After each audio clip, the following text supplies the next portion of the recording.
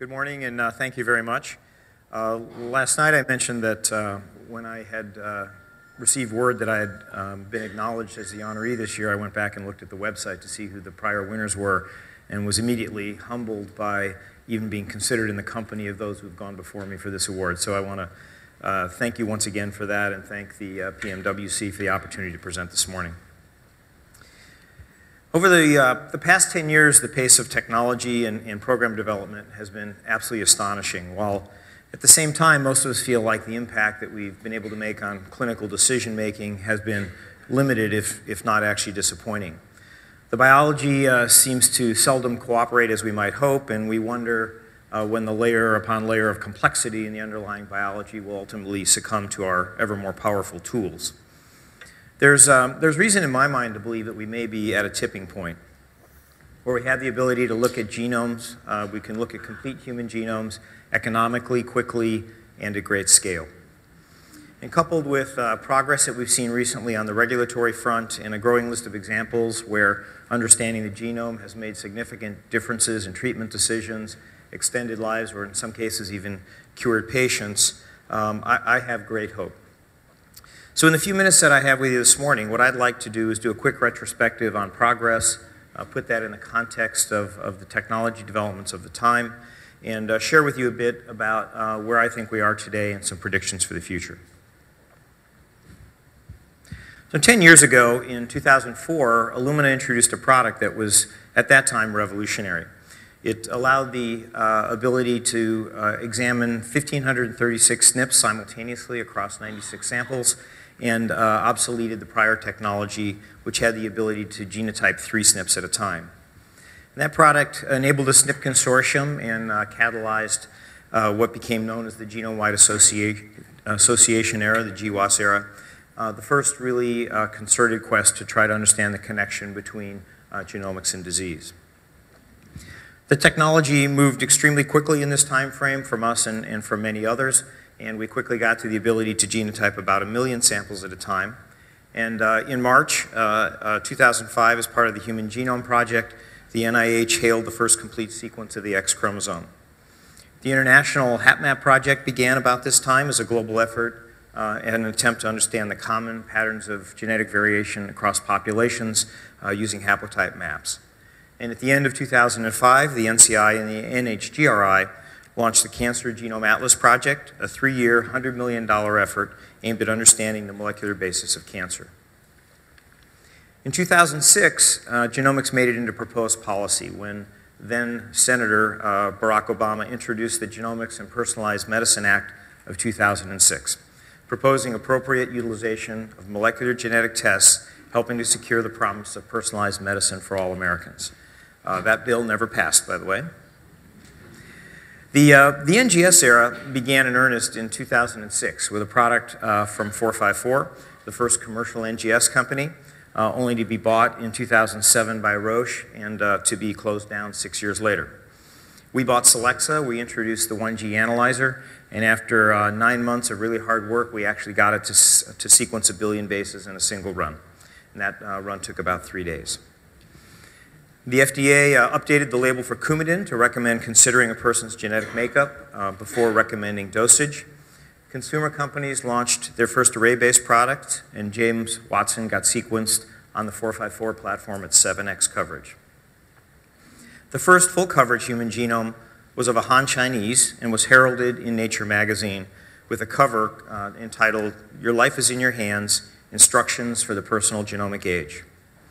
Later that year, the NIH announced the launch of the Human Microbiome Project to better understand the assortment of bacteria, fungi, and microbes and how that plays in human health and disease. In 2008, then President George Bush signed the GINA Bill, the Genetic Information Non-Discrimination Act. The International Cancer Consortium was launched, and in 2009, the first consumer sequencing program allowed doctors to order a complete coverage human genome sequence from a CLIA laboratory for under $50,000. The 1,000 Genomes Project was initiated to create an extensive catalog of human variation by sequencing 1,000 individuals. In 2009, less than 5 years ago, the first human tumor sample was sequenced on a GA2X, the first machine that could sequence a full human genome in a single run. In 2010, sequencing leapt forward to achieve an output of 200 G, driving the cost of sequencing a human genome down under $25,000. The applications of the technology broadened quite rapidly to include RNA expression, methylation, and many other applications. Sequencing full coverage genomes began in earnest, with tens of thousands generated over the next 2 to 3 years. The first child saved by DNA sequencing, Nicholas Volker, then 6 years old, hit the media out of the Medical College of Wisconsin. I believe Howard's here and he'll probably talk about that. That same year, whole genome sequencing was used to identify a fusion oncogene in a patient with a difficult diagnostic case of APL. The results changed treatment and was published in JAMA in April 2011. Hospitals such as Children's Mercy in St. Louis began to diagnose and treat rare disease in a neonatal hospital setting. A personalized medicine approach allowed a young girl to walk again, Shelby Valiant, a young lady in Phoenix who had her whole genome sequenced by TGen. The American Gut Project kicked off to understand how diet, microbes, and the environment affect human health. From technology to science, from policy to programs, there's been stunning progress in the last 10 years. And the pace of change, we think, is accelerating.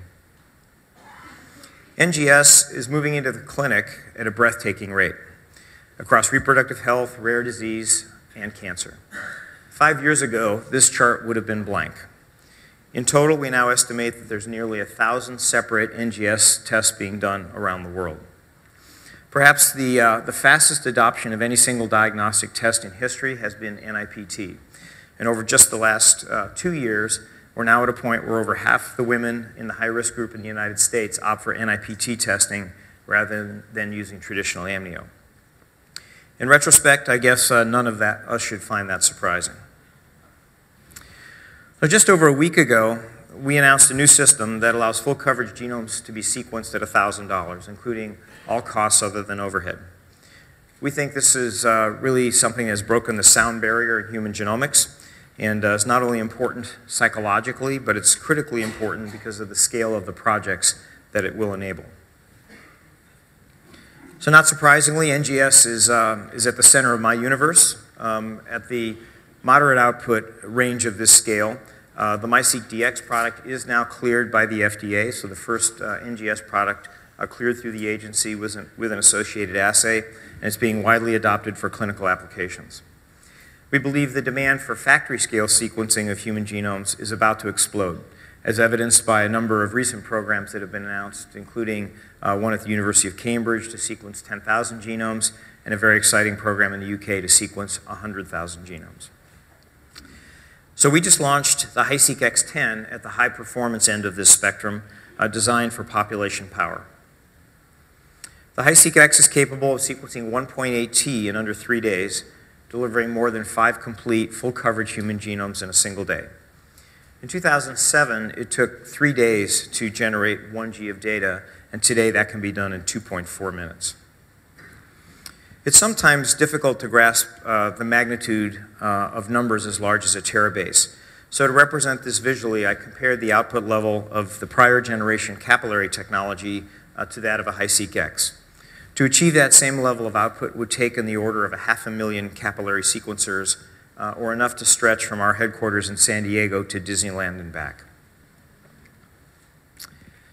The level of output and cost, we think, brings transformative capabilities to the world of discovery. It'll drive the most important factor in our view that limits the widespread adoption of personalized medicine, and that's enhancing the overall clinical utility of the genome. This schematic illustrates our vision of how this ecosystem needs to work. First and foremost, we need to build very, very large data repositories to accept genomic and genotypic data from these very large population projects around the globe.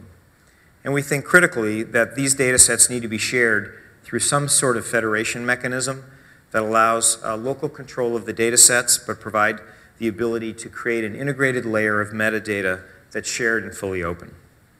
Researchers would have access to these data sets at the raw data level, while clinicians would typically access the data at a metadata level. Individual patients get added to this database as diagnosis and treatment decisions get made, creating an adaptive learning environment where those before them improve each subsequent diagnosis and treatment decision. So we think convincing data generators to share data is a hard problem. Most continue to feel that proprietary control will provide some economic or social benefit that would be diluted if they decided to allow more general access. As a company, we fully support a number of efforts that are now underway to try to encourage sharing of these very large data sets that are getting created around the globe. In oncology, the long-awaited ability to sequence every cancer patient is now possible. Many of the large-scale programs that I talked about have cancer as a focus, and we're convinced that getting 1 million well-phenotyped oncology patients into a database in the next 5 years is not only doable, but is also necessary if we hope to accelerate progress. Such data sets will dramatically improve our ability to predict cancer, to affect the landscape of companion diagnostics, and potentially open up miraculous opportunities in using cell-free DNA as a screening test for oncology. The goal is to arrive at a future where diseases are classified in a new molecular taxonomy with companion therapeutics and a set of tools that allow disease to be monitored via a molecular stethoscope. To realize this vision, there's a whole lot more we have to do. From a technology perspective, the basic tool set's in hand, but improvements are necessary across quite a wide spectrum, including things like challenging samples, FFPE samples, and low input, standardization around data formats and data ontologies, the ability to aggregate genotypic and clinical data, and very tough issues around data security, HIPAA standards and compliance, and the ability to create improved annotation both clinically and biologically. So fortunately, we think these technological problems are fully tractable, and I think are actually quite solvable over the next few years. The daunting challenge of dealing with payers, with reimbursement, with regulation and ethical questions, we think remain. And most of you are much more qualified than I to take on those difficult issues. And I think over the next couple of days, there'll be many speakers from this podium that will talk to you about some of the frustrations on that front as well as the progress. Our hope is that what we can deliver in terms of economic and medical value will overwhelm the hysteresis in the healthcare system, and that will force cooperative work all toward the common goal, and that we as a company hope we can make that happen soon. So at the first consumer conference in Boston in 2010, I made a set of predictions outlining how I thought the field would evolve. And a couple of these have already happened. Sequencing clearly now is directly saving lives, or at least in many cases extending lives. Nations are beginning to sequence their populations, and complete human genome sequencing is now available for $1,000.